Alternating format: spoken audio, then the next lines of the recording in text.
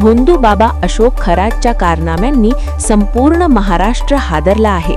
खरातची एकापाठोपाठ एक संतापजनक प्रकरणे आता समोर येत आहेत। लैंगिक अत्याचाराचा गुन्ह्यातील स्वयंघोषित ज्योतिषी कॅप्टन अशोक खरात याला 29 मार्च पर्यंत पोलीस कोठडी सुनावण्यात आली। सध्या अशोक खरातची SIT कडून चौकशी सुरू असून विविध धक्कादायक माहिती समोर येत आहे। दरम्यान आता अशोक खरात विरोधात 7वा गुन्हा दाखल झाला आहे। शिर्डीत अशोक खरात विरोधात काल पीडित तरुणीने FIR दाखल केली आहे। वासनांध अशोक खरातनं गुंगीचा औषध देऊन 4 वेळेस बलात्कार केल्याची तक्रार पीडितेने पोलिसांकडे केली आहे। सुरुवातीला शेतात घर कुठे बांधावे, त्याचा मुहूर्त काय हे विचारण्यासाठी आई वडिलांबरोबर तरुणी 2021 मध्ये भोंदू अशोक खरातकडे गेली होती।